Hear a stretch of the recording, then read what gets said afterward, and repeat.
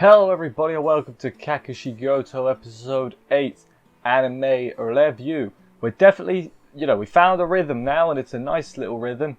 Sort of, it's good. I was going to say formulaic, but that makes it sound negative.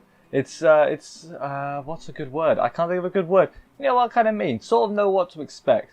Doesn't mean it's bad. They spin on it a lot and the scenarios are pretty fun. This was a pretty fun episode as well. More Kakushi and Hime, and also there was some kind of bits that we'll get to when we get to it. Anyway, let's jump into the episode, see how it all went down and everything. Let's do this. So the first thing they've got to do, probably should have done this before, they've got to pick a name for the dog, because the dog doesn't have a name yet and you can't just call it dog. Temporary name is Goro Tentative. Goro name set subject to change, whatever. And he doesn't like that, because if you give it a tentative, you'll get attached to said name, and then the tentative will just go away and it'll just become its name. Which, yeah, I get that. That makes a lot of sense, you know. If you've got that much, because you get attached to it, is what he was saying, and then they were saying how it's why you shouldn't name things that you're not going to keep, because otherwise, you get attached and it's hard to let go and everything.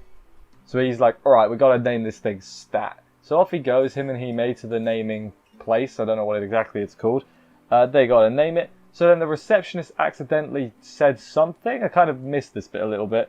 But anyway, she accidentally helped Hime think of a name. The name is Roku, or Roku. Roku, I think. It sounds cool. Like Goku, but with an R. Roku. But fair enough. Later on, the whole gang talk about it. Nope, I've skipped a pretty important part. So it turns out he didn't name Hime. She says something like, it doesn't matter who comes up with it as long as it's a good name. So the way I look at it, I guess her grandfather, the Richie Rich, he named her Hime, and he didn't quite know what to think of that, it seemed. He was sort of at his own daughter's naming ceremony, I guess. He was just off to the side, sort of, which was kind of weird. But hey, I guess that gave him a bit of like, yeah, it doesn't matter that I didn't name her, because it is a good name, I guess. The whole assistants, all them, they're talking about names and changing names and how first impressions, like your name fits who you are and everything. The editor was being a bit of a dick, and they were like, you know what, I can see why I don't like him that much. Pretty funny. Kakushi can't surpass his rough draft, which is, that's a bit of a problem. Your job is artistry. So maybe you should be able to get a bit better than rough drafts, is all I'm going to say. But yeah, then the editor is like, just publish that. Didn't quite work. They wouldn't go for the rough draft. To be fair, did you see it? It wasn't really up to par, was it? Yeah, Kakushi then takes the painting back into the storeroom, which is where, the first house which Hime found and all that stuff. He found a painting there of them all eating dinner as a happy family, him and Hime and his wife. And he's like, I guess the grandfather drew it, painted it.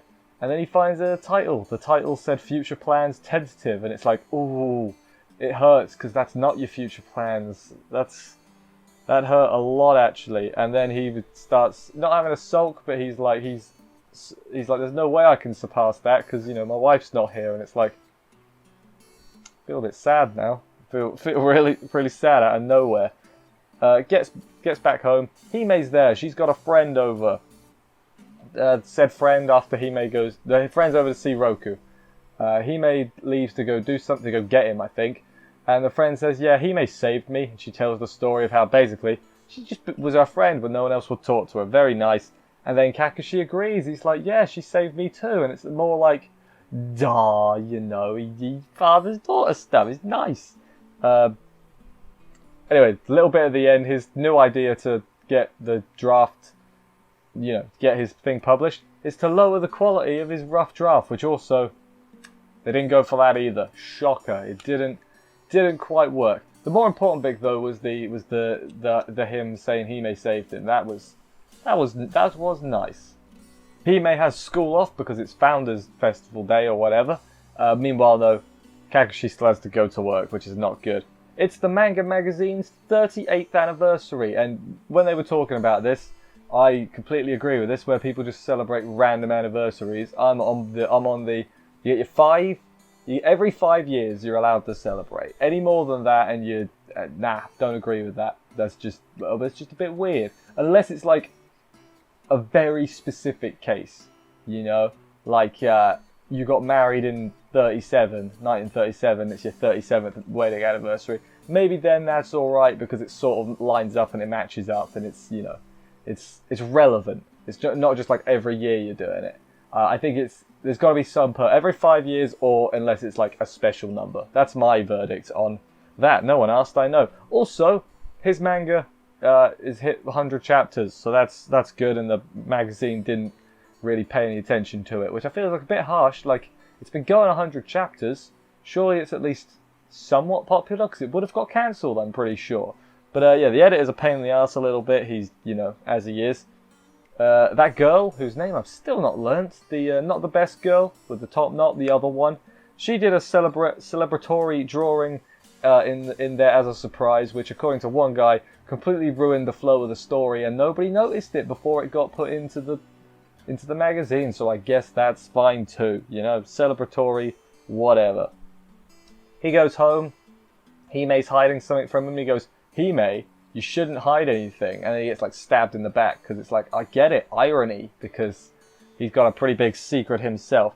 His friends, assistants, they're his friends as well, whatever. They basically say, hey, it could be a love letter. And then he has that's not good. You know, he has oh no. A realization, like, that's a bad thing. I should stop that. Hime says she's going to say no, so she goes off to say no. Of course, he follows her because he's a paranoid old man, is old Kakushi. Turns out it's not a boy though, it's a girl. It wasn't a love letter, it was a birthday party invitation. And then we find out that Hime doesn't want to go to the birthday party. It's a real roundabout way, but it actually kind of makes sense. For her anyway.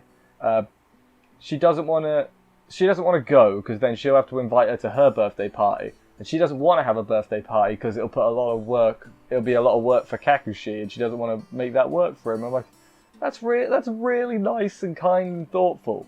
Like, I don't think any real kid would think about that like that. Because kids are selfish. We were all kids once. Kids are very selfish. You know, at least me, my friends, we only really cared about ourselves. We didn't care about our parents. You know, to some extent. We're not going to saying we didn't care. Maybe that's the wrong word, wrong way of phrasing it. You know what I mean? Like, hey, fun first. Are you alright? Yeah, you're fine. You know, that kind of thing. But yeah. But then Kakushi says, hey, celebrate while you can. When you're old, you don't get birthday parties. So, you know, have one. And so she's like, alright, fair enough. Kakushi wants to learn how to cook better for said birthday party, whenever it is, so he goes back to get cooking classes, where it's revealed that the cooking classes don't accept men anymore, because all the men do is hit on the teachers. So no men are allowed there anymore. First off, that's typecasting and sexist, awful, don't, you know, we are not all the same. And second of all, did I have a second point? Don't join a cooking class just to hit on the teacher was probably something that's probably a good piece of advice. Like, you can hit on the teacher, but learn to cook as well, you know. Do two things. See, if you only do one, you're going to get kicked out, and no one wants that. If you actually learn to cook, you don't get kicked out. There's some great advice from me.